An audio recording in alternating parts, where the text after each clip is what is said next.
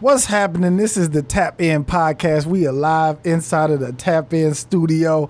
I got my favorite subject we talking about today, man. We talking about money. Okay, we talking about this bread, and I had to bring somebody who is a specialist in this field. My man Phillip. What's happening, Phillip, man? I appreciate you, man. Thank you for having me on. Yes, sir, man. Appreciate you for coming on. So. Now, exactly, because I always hear people talk about, financial literacy, you know what I'm saying? And to me, it's like financial literacy is like saying the world. Right. You know what I'm saying? It's like, okay, what part of financial literacy, how do I get into it? How do you start? First of all, let's get your background. What do you specialize in when it comes to like financial stuff? Got it. So I'm a wealth manager, right? Which is way different than like people who might encounter like the Edward Jones or the New York Life or the Primerica, because you have like different levels. So you have in finance, where I started, it's people who sell products, right? They go sell mutual funds, annuities, insurance, and they're selling products for somebody who's managing the money. Okay. And so that's where most people start. That's why I started. I did it for 8 years, but I'd always wanted to get on the money management side, like the person who's managing the money, and so I started my own wealth management company 4 years ago. I kind of skipped 2 years, but. Don't skip, man. Yeah, don't skip.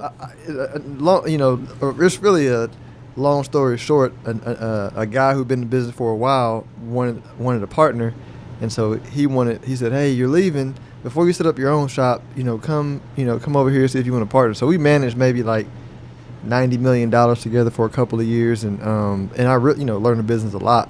Then I was like, "Hey, man, listen, I've been a big brother my whole life. I'm not good being a little brother." So, yeah. So I went up and set up my own deal, but it's the difference is we don't sell products. We don't we manage money for a fee, which a lot of people like, because a lot of people are like, hey, I don't know if you're recommending this product because it's better for you and your commission, or for me, and so that's what we do, So okay. At a super simple level, so it's relatively new to people that don't have $1 million, but anybody who has over $1 million has a wealth manager. They don't have a financial advisor for them. I mean, maybe they do, but it's how you like outgrow a team. It's right. Just, they just haven't realized, I've outgrown this person who's selling products. Right. Okay. And so I have clients who have millions, but I also have some who don't, because I've used technology to say, all right, cool. I maybe can take the person that has $100,000, as a client. Because I have tech that makes it not as time consuming. Right. But then a big part is also like 401k plans. I manage 401ks as well for businesses. Okay. Now, how did you even get started into this financial world? How did you get introduced to it? Like, who put you up on like finances? So my first job in high school was. So let me give the real kind of backstory about exposure, right? So I grew up in Houston, close to Willow Ridge, and I never knew the neighborhood, was I got to middle school, and we had like I went to Kristen McCullough, and we had like a stairwell that had like Crips. Oh, okay. That had Bloods. Yeah. And you can go through like one stairwell, you know what I'm saying? So in that environment, I was always straight A student in elementary. But my grades started dropping because just the environment, you know what I'm saying? Like, to what I know, me and my homies wasn't getting shot at, but it also wasn't like a thriving environment, you know what I'm saying? Yeah. It definitely wasn't guns point. It's an inside joke for y'all who watch it. It's an inside joke. Okay. So my parents moved. Moved to a different neighborhood, still, middle class, barely, but it was on the side of the tracks where we were zoned to a high school, where on the other side of that tracks was like where the Houston Rockets stay. So it was like money over there. And so high school was kind of like my homies on the basketball team, I play basketball, they're complaining because they're getting they're getting a 2001 Honda Accord, and they wanted a Beamer. I'm like, I got 924 tempo, you know what I'm saying? Like, I I was cool, but that kind of the subconscious exposure to just that expectation, you know what I'm saying? And then their parents, like, they all had dope houses, you know, and their parents were like engineers, and I'm playing ball with these guys. I'm like, they're not that smart. They're not smarter than me, right? You know what I'm saying? And so, you know, and so my one of my high school girlfriends at the time, her dad, I don't know, he was like a consultant, but I was in his house and he had these he's watching this channel and it had all these numbers and symbols at the bottom, and I was like, it's like, man, what is that? So he kind of explained the stock market to me, and I was like, I'm 17, like, cool, whatever. I'm thinking about our date later on. Yeah. But I'm like, cool, interesting. Yeah. And so that kind of planted the seed. But I'd always been entrepreneurial, right? So I worked at Best Buy and made like $7.25 an hour, and I hated it because it was boring. And so I said, listen, I started selling vacuum cleaners, start selling door-to-door satellites, and so I knew I wanted to run a business because, like, being bored at work, which is something you do for like a long time, I didn't want to do, and so I hadn't put finance and entrepreneurship together yet, but those kind of seeds were planted in high school, and then in college, I was like, why am I going to college? These professors work for somebody. They can't teach me anything. And my dad was like, yeah, but just go, you know what I'm saying? So I went, studied finance, because that was the only thing that I was like, okay, my dad's not good with money. He can teach, he's the best person I know. Teach me how to be a good man, great character, all that kind of stuff. But I can't really go to him for money advice because he's not very great. Yeah. And so that's why I got the finance degree. Then I was like, wait a minute, I can actually like build a business, where I invest money in businesses, and it's kind of everything I wanted to do in one deal. And so that's what got me in. Okay. And I didn't even realize this myself, but I feel like the most important thing in your life is your paycheck, right? But you don't get no kind of teachings. You don't get no kind of education on, now, once I get this money, what do I do with this check? How do I break this up? And I remember being a kid, and it was this, my mom's friend, her daughter, she was working like crazy, and her mom wouldn't let her spend like no money. And I was like, that's dumb. Like, you working, we in high school, like, you supposed to be spending your money. But when she graduated, they went and bought her a brand new car. And then I'm looking like, damn, I wish I would have been saving my money, because now I'm out of high school. I don't got no car, no nothing. I'm still borrowing my mom's car. I was like, fuck. I wish somebody would have been teaching me how to either save my money or strategize something where I could just put a little bit of money away and then I can come back to it later on. And so that's where I started, where I was just like, you know what? Nobody in my family, like, I feel is really financially sound or really good with money. Like, in black communities, I don't know why, we don't look at money the same, right? Mm-hmm. And so it just led me on a thing where I was like, I want to understand money. I want to have a different relationship with money. And so it just led me on this YouTube black hole where everything that anybody was talking about money, anybody was talking about finance, on what to do with money, how to get credit, how to leverage your credit, anything that have to do with money, like, I just went on YouTube and just like dove myself head first in on anything about money, right? And so now I feel like I'm in a position where I've accumulated a little bit of money, a little something, saved up. So now I'm like, okay, now this is the most important step going forward, because now I'm getting up in age, and I know I'm not going to be able to work forever, or I'm not going to be able to be mobile. So I need to be doing something now that'll plan me, that'll get me to my future, where I can still have a comfortable life, and I'm not having to be a Walmart greeter. I don't have to be going to interview at 60 years old for a young job. You know what I mean? Mm-hmm. Put myself in that position. So I was like, you know what? I need to talk to somebody, you know what I mean? And my wife, she was like, yo, I know this guy that my friends use named Phillip, that he was really good at finances, so maybe you talk to him. And I was like, okay, bet.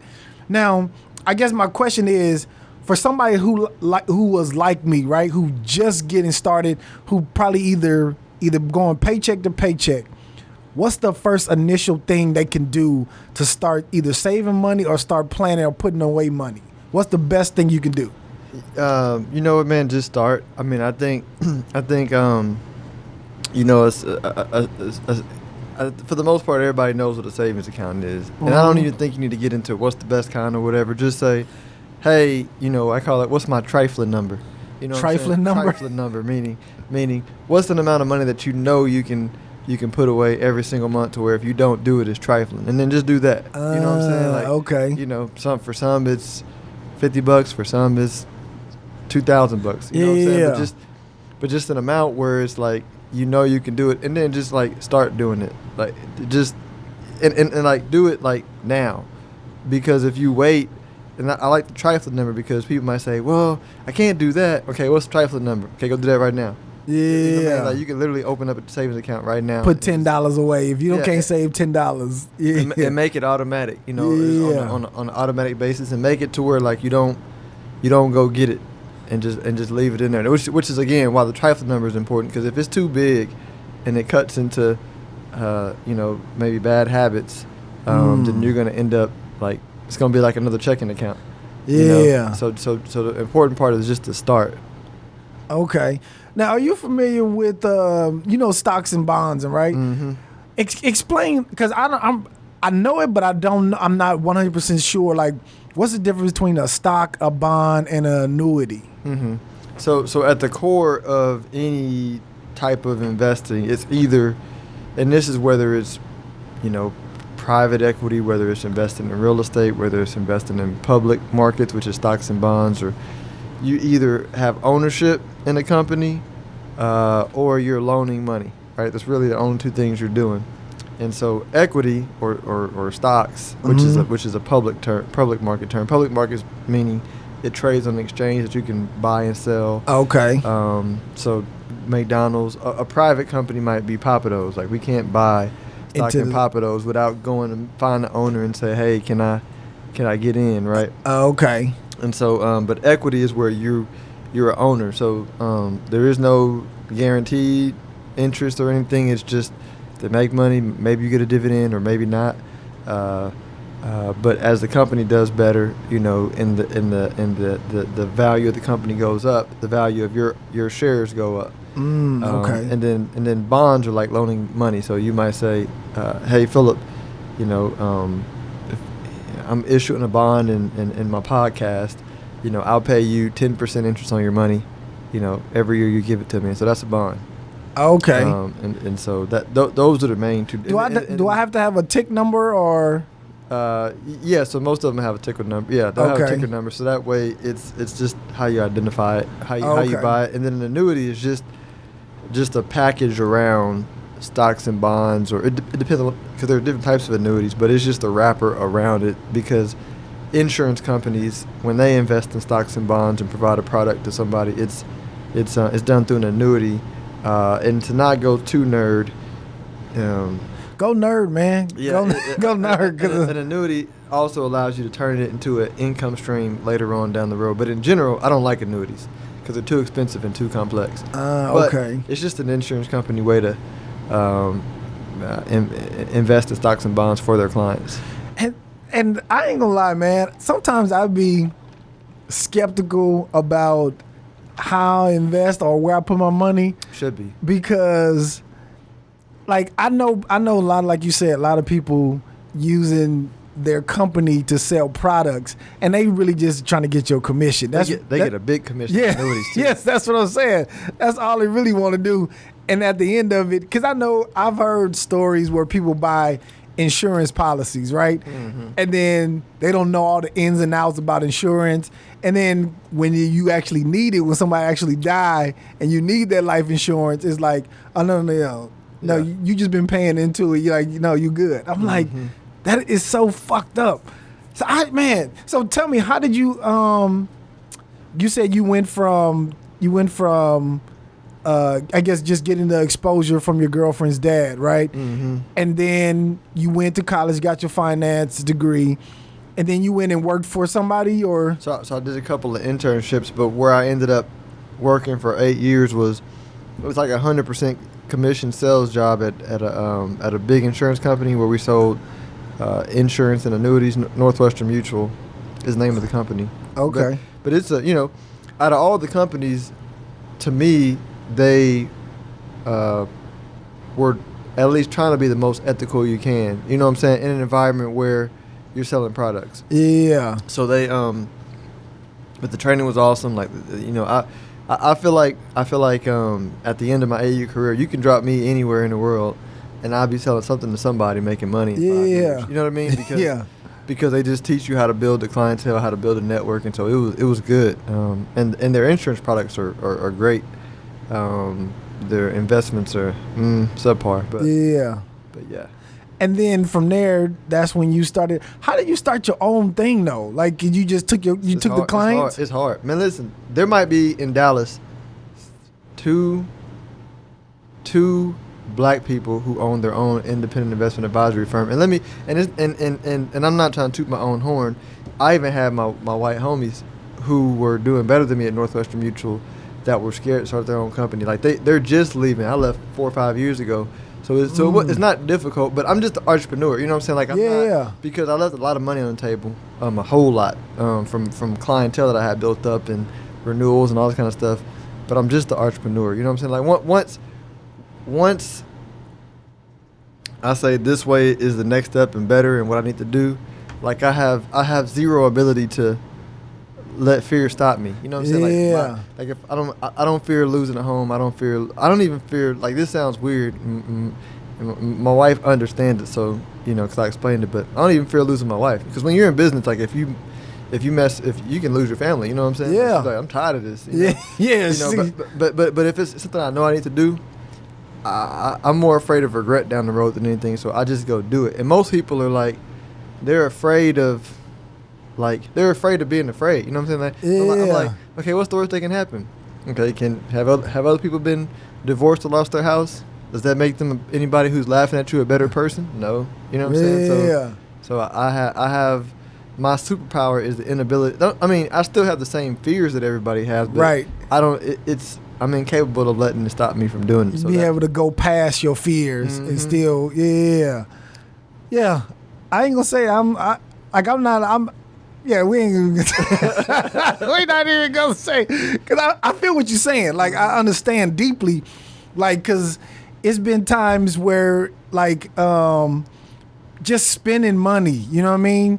Just spending money, it has been such a, like, I don't know, because it's like, I want to be more conscious of how I spend my money. Because when I was younger, I would just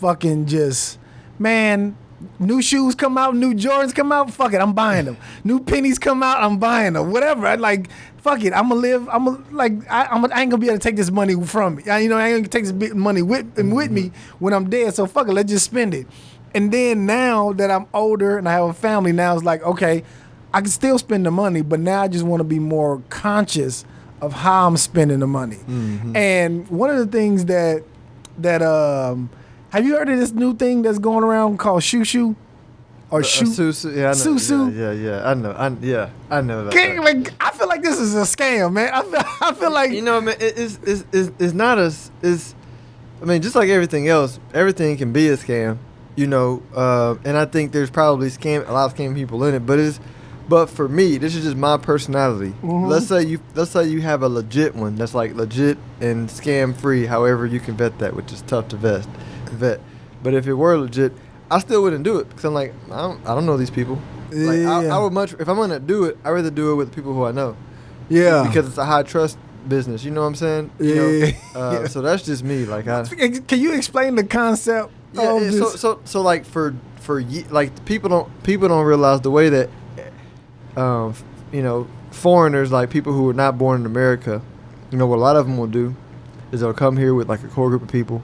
And they'll say, hey, let's put money together, and then first you start your business, and then when we make some money from that, we'll put it back in the pot, and then you're next, and then you're next, and so they basically kind of become their own banks, to where by the time they have a lot of money, bankers are like wanting them, like, to give them money because they're they don't need them. Yeah. And banks like giving you money when you don't need them. Yes. So, Yes. Yes. Because we take for granted banking in the U.S.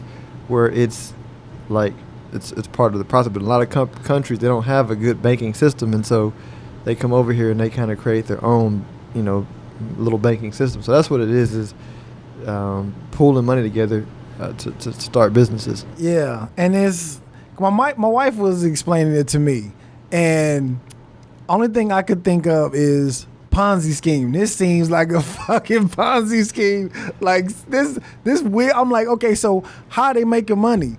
They was like, what you mean? I was like, okay, so I put my because my wife did it, and she got paid, and I was like, okay, good. And I was like, you know what? If you get paid, I'll join. So now I'm on the next to get into it. But the concept, when she broke it down to me, and I had to really like sit down and think about it, I was like, okay, I'm putting money, like let's say the three of us in this room, right? You put money in, right? Jazz put money in, I put money in, right? In a month, we gonna pay you $2,000, right? But you gotta go get two people. Jazz get two people, I go get two more people, right? They put more money in. So that way we be able to pay you in the month. And so it's not being invested in businesses? No. Yeah, I mean, when I researched it, it was more for like businesses. So yeah, this is whatever that is. That's a Ponzi scheme. That's what I was trying to tell my wife. I was like, so how is everybody? But I think what the magic or the part that's keeping it together is if people keep putting them in. Yeah, once people start putting money in, it crumbles. So here's my thing: is as long as like if you go bring two people that you trust, I bring two people in that I trust that could keep this rolling, then yes, everybody will be able to make money. Everybody will be able to get paid more than what they put in. But at the same time, if it start getting too out there, where now I don't know the people who's coming in, I feel like now it's this pyramid thing, and the people who are down are more, further away from me that I really don't know. If they drop the ball, then everything crumbles. Well, and they will drop the ball. So you're talking about like the economy, right? So the economy that we lived in is built on debt. So for example, like the banks, for every dollar they lend out in general, right? This is a general term. For every dollar they lend out, or they have in deposit, they lend out 10. Right? And so it's a whole global financial system built on debt. And so that's why we have recessions, because when money like contracts, when banks start calling the loan, well, man, you need a dollar back. Like if I got $10, you need $1 back. I only got $1 in the bank. Yeah.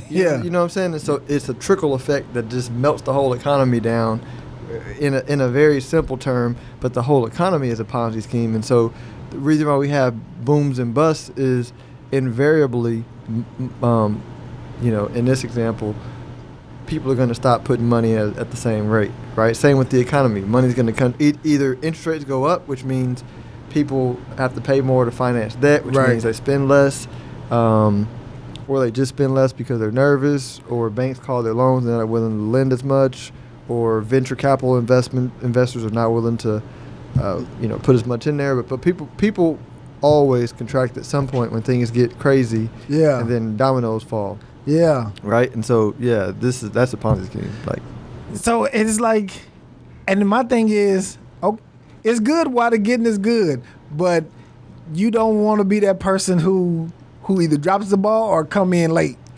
I guess. You know what I'm saying? How did you get all of your money back? So you put in money and you got all the money you put in back? So just from the little bit of information I got, where let's say I put in $100, right? In a month, I'm going to get $1,000 back from the 100 that I put in. And then what I have to do is, in order to keep it going, I'll put my same $100 back in. So it's like, okay, I got 9. And you're getting 1,000 back the next month? Yes. Yeah, this is the Ponzi scheme. Yes. Listen, you can get in a whole lot of financial. You can get yourself out of a whole lot of financial trouble by this one rule. if it sounds too good to be true, it is. It probably is. Yeah. You know what I'm saying? Like my Warren Buffett talks about. I don't like to jump over 2-foot hurdles. You know, I'm not. What does he mean by that? 2 feet hurdles. I mean, he'll say, I'm not very athletic, and I'm lazy, so I look for 2 feet hurdles, and he's become a billionaire because people who have money, like it literally is this simple, right? Why do you think in poor areas they buy a lot of lotto tickets? Rich people don't buy lotto tickets. You know what I'm saying? Don't get me wrong, rich people go to Vegas. Well, not, you know what? They do that for fun. Rich people don't go to Vegas. Rich people own stuff in Vegas. Like middle income people with high incomes, which is different, go to Vegas.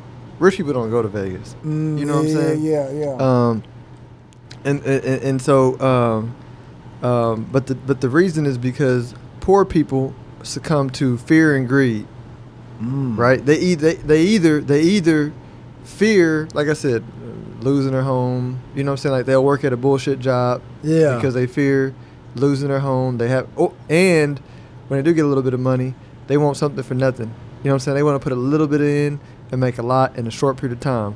Which makes you very susceptible to scams. Right. You know what I'm saying? Or like what everybody's doing right now, dumbass investing. You know what I'm saying? Like the stock market is crazy right now. Not because the economy is great. It's because at the and it's generational. If you it goes in 25-year cycles because the, you know, so like how old are you? 40. So you're too young, but like maybe like the 50-year-olds who were in their 20s in '99 when they had a little bit of change, they ran up the tech bubble and lost their shit, right? But then their parents in the late 60s did the same shit. Right, and so now you have the new generation, I'm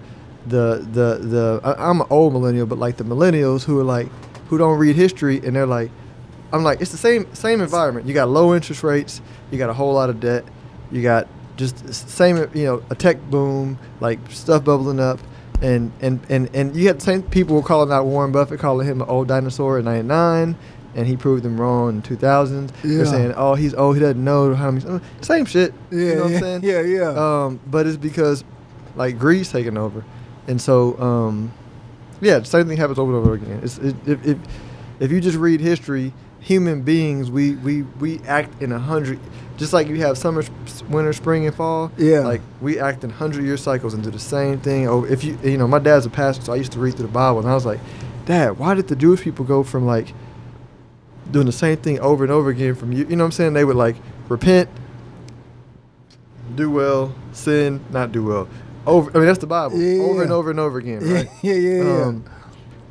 But we do the same thing, like we haven't stopped. So how can we capitalize if that's the cycle? How can we capitalize on that? Get a psychologist. I mean, what my biggest value is I'm a psychologist to clients. Like I literally am. I'm more like, listen, man, the investing game is less intellect and just more like deal with your emotional issues. Why do you feel like you need to drive that car that you can't afford? Why do you feel like you got to have that big home that you really can't afford to impress people? By the way, I'm not knocking you. I'm not knocking you if you want to do it if you're achieving the goals that you want to achieve. But if that stuff's getting in the way of your goals, who are you trying to impress? Right. 'Cause they ain't got no money neither. Right. You know what I mean? Right. Yeah. I promise you they don't. Yeah. You know what I mean? Yeah. You know. Yeah, I feel that. Because even like, I mean, I'm gonna tell you a personal story, right? At my job, now I got an old Lexus, right? It's old, but I paid $1,000 for it, right? I've had it almost 6 years. I've got my money's back. I got my money worth out of that car. It probably don't look the best, but it runs like a champ. You know what I mean? Everybody at my job was like, Donte, you need to get a new car, man. You need a new car. And I'm like, why? Why are y'all so invested in me buying a new car? Y'all not gonna help me pay for this car. Y'all not gonna help me do nothing. Y'all not gonna get no insurance on it. Why do y'all help me? And then right now, everybody's not working, right? The company, like, it is bad, right? And I'm like, if I would have bought this motherfucking car, these people would have been over there living their life, and I'm over here trying to pay this goddamn car note. And I'm like, and then I worked at a car dealership. That's why I'm like, I'm not gonna buy a car.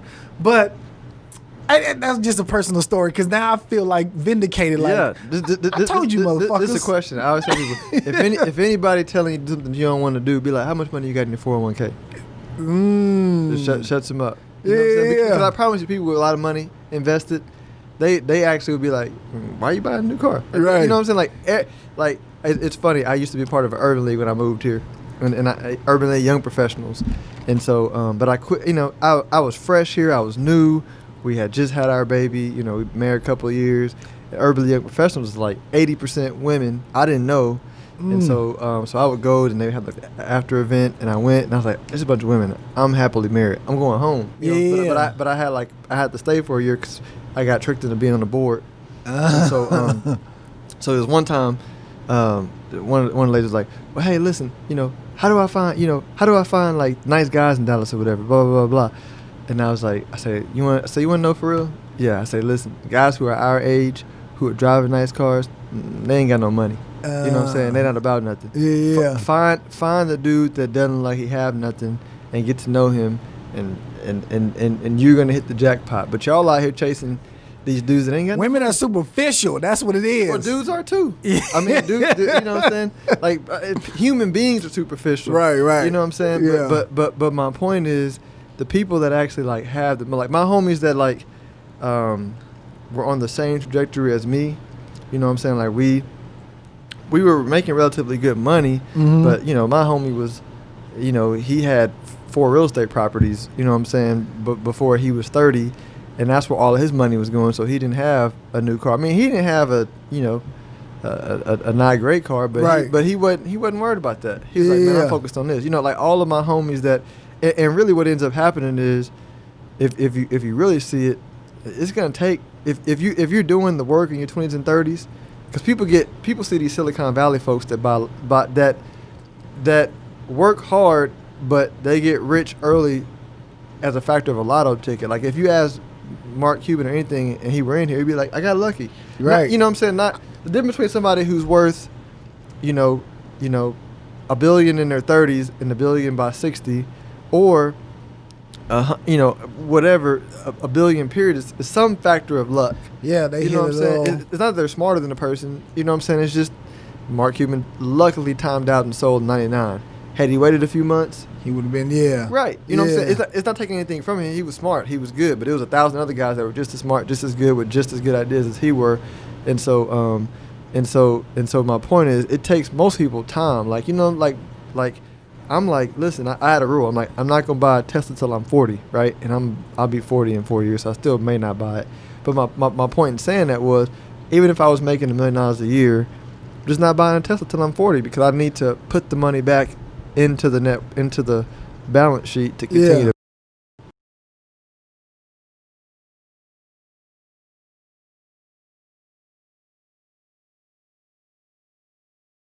Yeah, so buy the Tesla at 40 because it, you know, I got to put the money back in the balance sheet to continue to build it up. You know, like every last one of my clients that are making like lots of money, you know, they hit their stride like their 40s. You know what I'm saying? And you know, really hit their stride in their 40s.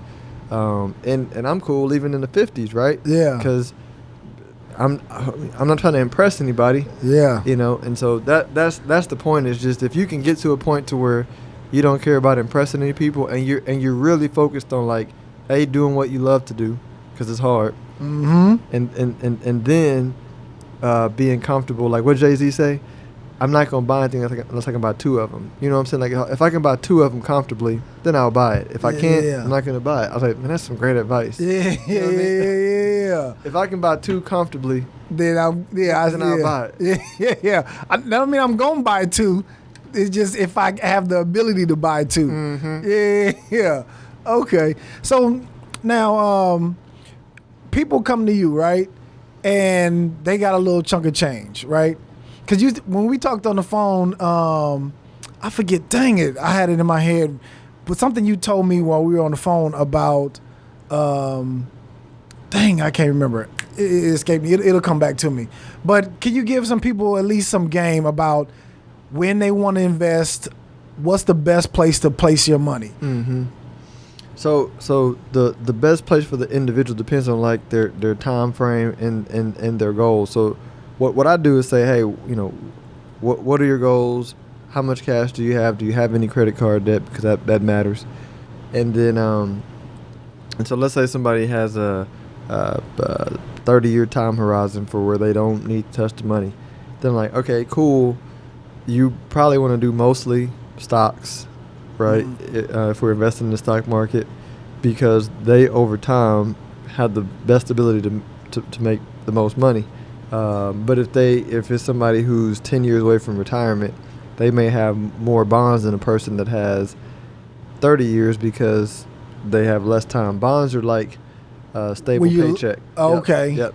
And they don't earn much, but it's consistent. It's consistent. You know? And so stocks are more aggressive at a super simple level. So I'm just more saying, what's the plan? What's your mix in stocks and bonds? Because that's 90% of your success. Like which types of stocks and all that kind of stuff, that's way less important than what people think. It's what's your stock bond allocation, and do you diversify and spread your money out to protect it. A lot of folks approach the stock market trying to get rich quick. Yeah. I'm like, nah. I'm like, listen, man, if you just save 20% of your income for a long period of time in the stock market, you'll get rich slow, right? And then if you want to get rich fast, go start a business. You know what I'm saying? Because 20% of 100,000 will get you rich over a long period of time, but can you make 500,000 and put 20% of that away? Right. You know what I'm saying? Or I was like, don't try to treat the stock market like a business. Just go treat a business like a business. Okay. Now, how soon do you think people should start getting into stocks? Like how early in age? Like, I don't. My 9-year-old and 4-year-old already got an account, so as early as possible. Really? Mm-hmm. Okay. Dang. Yeah. And do you recommend like those Robin Hood and Acorn? Do you recommend those? You know what? I don't not recommend them. My deal is when you're getting started, like it doesn't really matter. If it's not a scam, you know what I'm saying? Just start. Because then once you start, you'll learn, you'll get educated. If you use the rule, if it sounds too good to be true, it'll keep you away from the scammy type stuff. But just start. And then educate yourself, and then talk to people, learn. If you don't have an advisor who's advising you, then maybe go find somebody who is like an investor who's been investing a long time.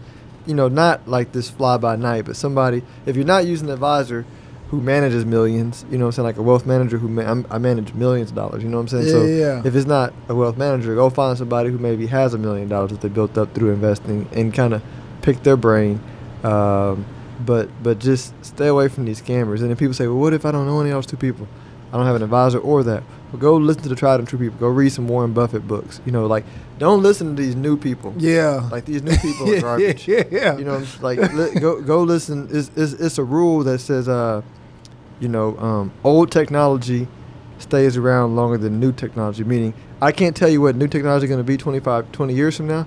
I can tell you bikes are going to be around. Yeah. Bikes have been around for thousands of years. You know what I'm saying? Yeah. I know bikes are going to be around. Yeah. But I don't know, I don't know when we're going to have flying cars. A new iPhone. Right. Yeah. And you know what? One of my favorite, I kind of live by this a little bit when I'm thinking about investing. Something that Warren Buffett said. He was like, when society gets aggressive, be conservative. When societies get conservative, be aggressive. And I was like, you know what? When I thought about it, I was like, yeah, that's a good rule to live by. Because it's like, when everybody start pulling their money out, then that's when you want to start investing, because now it's cheap. When everybody start putting their money in, everybody start being aggressive, pull your money out, because now you know it's going to be a bubble and it's going to pop. And now that's what happened with the housing market. Because I remember at one point in time in L.A., it was gangbangers doing real estate. It was like the banks was giving everybody money, and I was like, something don't seem right about me buying a house from Man. Like I just don't know about that. But it was like, so I want to give like some like high schoolers, because people that may not be able to get the education, you know what I mean, when they get paid, what should they do? I seen a funny video. It was this young dude. He was in high school, I think like 16, 17. He got his first paycheck, And he thought yeah. you seen that? He thought he was getting like $280. He was like, man, they finessed me. What am I? They take my money. So give somebody who's just started earning like a paycheck, how they should break their paycheck up. How should they divide it up in? Should they divide it up in thirds, fourths, or what should they do with that money? Yeah, what I would do is I would say, take 10%, save it, put in a savings account, right? Take 20% and blow it. Like do whatever. Like have an account where I call it a splurge account. Just whatever you want to buy, and then put the other 70% in another account that's just for like bills. You know what I'm saying? Like maybe your parents make you pay for your insurance or your car note or whatever, but you paid the 70% out of that. And then if you save the 10% and you don't really care to save more, and you don't have any other bills, you can blow that too. I'm talking about a high schooler. Yeah. Because the most part is just get in the habit of saving 10% of what you make, like no matter what, right? If you really want to be real rich, start with 20%. Like if you do 20% and you start in high school, I mean you're gonna be rich by 50. Probably sooner than that. Exactly. I mean, you can make every mistake under the sun and still be rich by 50 if you just save 20% of your income. Of every check you get. Yeah. Yeah. Shit, man. Now, what do you think about real estate, investing in real estate? I think it's a good place to go, but I think also people treat real estate the same way. They approach it by trying to get rich quick, and they don't respect the game enough. Meaning they'll say, "Oh, I want to make some quick money, so I'm gonna like flip homes." I'm like, but you realize that's a business. Like you realize you need to put 80 hours a week. When people get in trouble with investing, whether it's stocks or whether it's real estate, and they're not passively doing it, they're trying to like make some real money. I'm like, think of it this way. Like I'm a finance person. I know real estate. I know the math. I think I'm slightly above average on my understanding of how to do real estate. But I wouldn't do the deal because I respect the game. Because me, if I'm trying to do that, I'm imagining I'm getting in the ring with Mike Tyson. You know what I'm saying? Yeah. So I respect the game. So I'm like, well, cool. I don't want to play that game. You know what I'm saying? Like, me, I'm crazy enough to get in and at least just start swinging crazy. Yeah. And so I might catch Mike Tyson. You know what I'm saying? Yeah, probably not. but you know what I'm saying? I'm saying I've already devoted my 80% of my 80 hours a week to this craft. You know what I'm saying? Okay. And so you can't do it for two. Like, you know what I'm saying? Like the reason why Conor McGregor didn't beat Floyd Mayweather and he never had a shot. Come to boxing. Yeah. Floyd's the best in boxing. Yeah. You're not even the best in UFC, first of all. You know what I'm saying? Yeah. So that's my deal. Like, people, you gotta just respect the game. If that's what you're gonna do and you're gonna devote to 80 hours a week and put in the work, go for it. So how do you diversify then? Because from what I heard, like the three main places that you want to invest in: real estate, stocks, and a business. Mm-hmm. They said those are the three ways you can get rich if you diversify yourself in those. So here's how I plan to invest in real estate and not have competition. So we own the home, then eventually we'll own like a rental property, like just a basic buy and hold rental property that we can buy right when when we get an opportunity. Mm-hmm. I'll own the place where I do business, and then I'll have some REITs, some liquid real estate investment trust that we can buy on the stock exchange. And really, that's the extent of what I plan to own. So I get diversification. I'm not making crazy returns by flipping, but I get diversification. Yeah. Because again, it's always about like the alternative use of my time, right? So I could use my 80 hours doing whatever I want. And so my deal is, how did God create me? Like with the skills that I have and the time that I put in, what's the best way for me to make the next $1,000, right? Mm-hmm. It's not real estate, so I put in 14 years, 14 years in doing this. So it's doing this because I don't need to do that. I don't. If I can, it's way easier for me to 10 times the revenue of this company than to hit a home run in a real estate deal, or even like try to hit a home run in the stock market. Yeah. You know what I mean? Yeah. because even though I invest in stocks, the target returns that I'm looking for are not trying to 100% my money every single year, right? I understand the strategies to do that. I choose not to employ them because they would take 80 hours a week. Yeah. You know what I mean? Yeah. And I don't want to use my 80 hours for that because it's way easier for me to spend the 80 hours, 10 times my revenue and invest in 20%, and I'll be as rich or richer with less effort than the person who's trying to get rich quick, fast. Yeah. So it's all about I think it's self-awareness. Matter of fact, it's a whole lot of people that don't realize that like they can build a podcast making an extra $100,000 a year, from their job, and then if they invest 50 of it, they can be stupidly rich. Yeah. You know what I mean? Like yeah. You know what I'm saying? I think so many people are looking for that magic pill. It's I call it the diet industry. Like the diet industry makes all its money selling a magic pill. There is no magic pill. You're right. You better get your ass and work out. You better go work. Yeah. Do you follow Grant Cardone?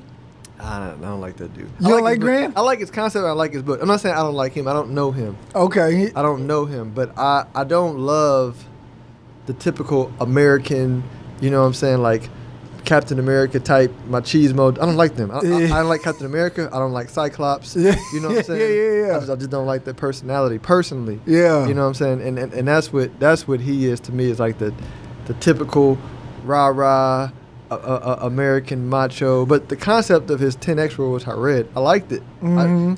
I had never encountered his personality before I read the book. Then I saw him and I was like, I don't like that dude. Yeah. But I don't know him. So. Yeah, because I almost invested $10,000 with his company, with Grandon Capital. I almost did, but I don't know why. Something was like, I just don't feel comfortable just giving my money away and just letting him like invest it in real estate, and then he's gonna give me a return. And I'm just like, I need more information. And I guess that's one of the reasons why I didn't do it. But I was like, I didn't see where it was a lot of risk, and because he already has the property set up, he's already doing real estate. If I give him $10,000, he'll give me 8% return on my money. You know what I mean? And whenever he sells it, I forget what was the deal. Whenever he sells the real estate or whatever he does with it, then you'll get your money plus 15% or whatever. And I was like, the concept, just the basics of it, I was like, that seems like a win-win. You know what I mean? But I was just like, I don't have enough information. Right. To even just give $10,000, because I worked hard for my $10,000. You know what I mean? I spent a lot of time trying to save that. So now now that I have it, I can't just give it away. I feel like if I lose it, like I want to lose it on my terms. Right. No, like it was something that I did. And you hitting the point. So and I lose a lot of clients because I'm boring. You know what I'm saying?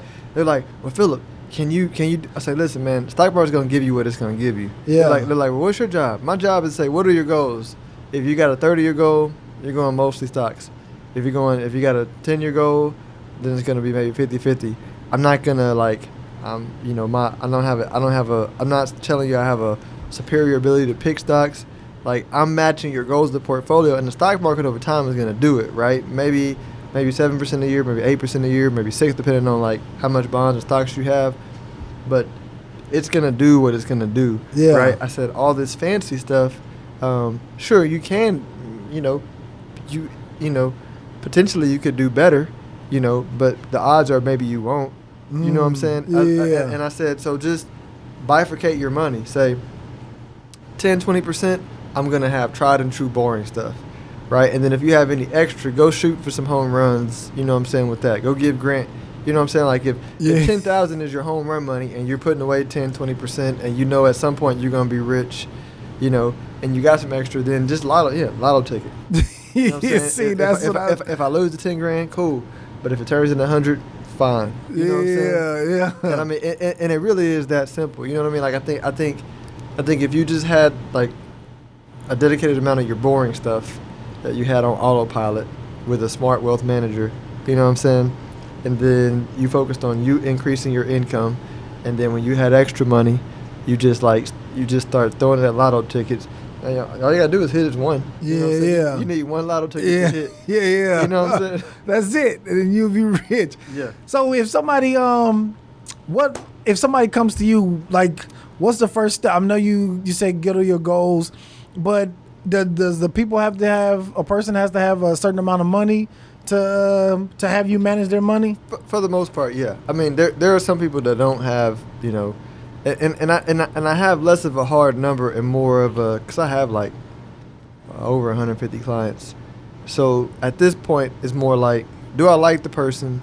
Do I think they're serious? And do I think they're going to eventually have $1 million account? And if I don't, I'm be like, oh man, look, you can go this route. You know, yeah, yeah.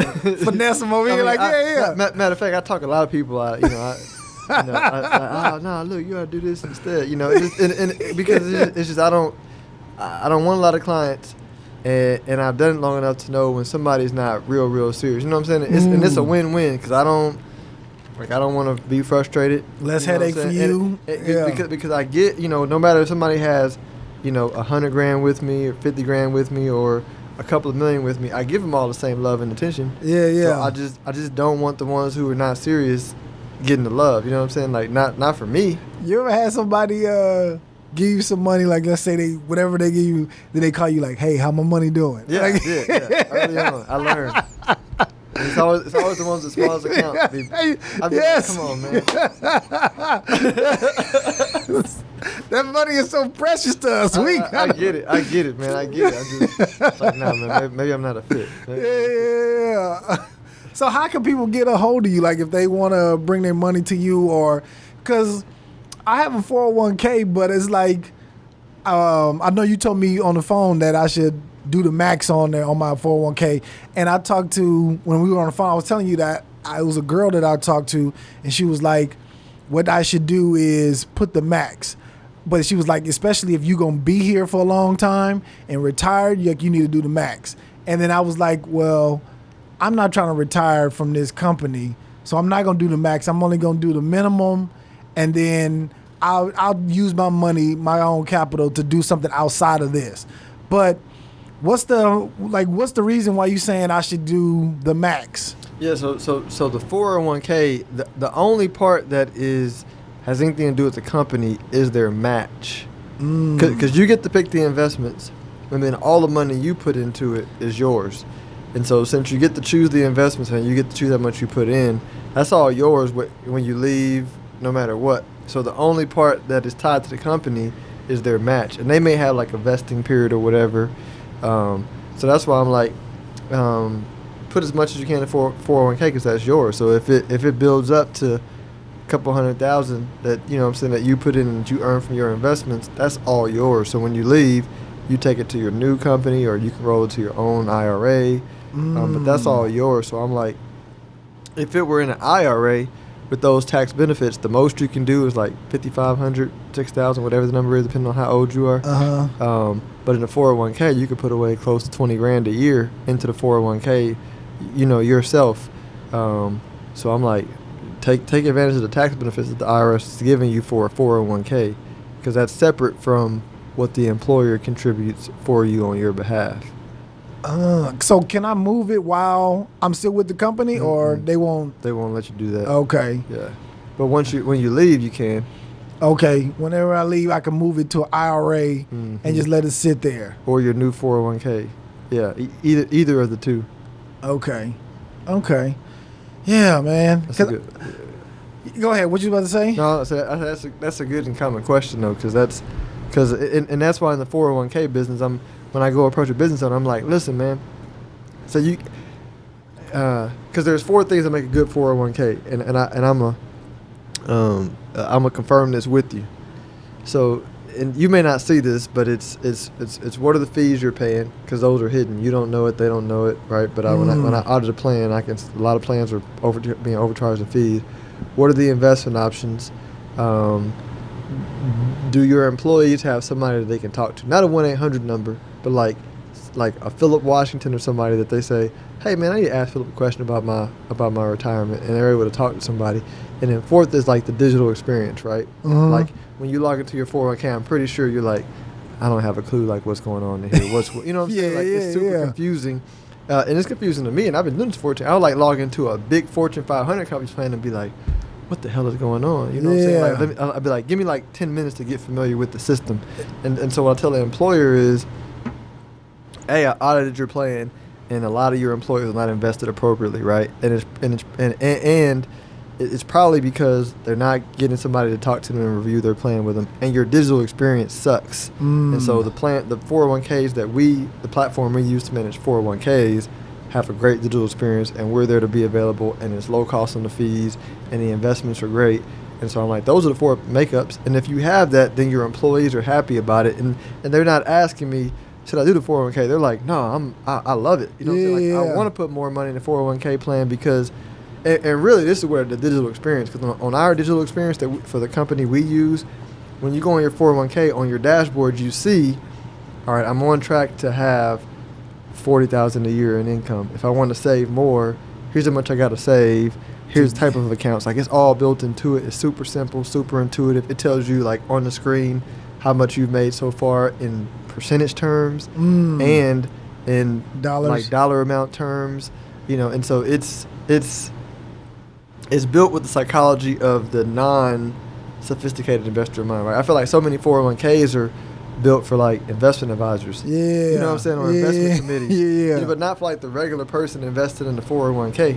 And so, but that was my long way of saying like a lot of 401k plans are good. Yeah. It's just digital experience sucks, and nobody has anybody to talk to about it. Because my company uses Charles Schwab. Yeah, their experience, their digital experience is terrible. Man, because it's like when I log on, I'm like, okay, what's going on? Like, okay, this is how much I have, and this is how much I invested. That's the only part that I know, that I really know. Like, okay, I can go in there and just the how much I'm putting in. That's about it. And then how much I've got, that's it. That's the only part I know for sure.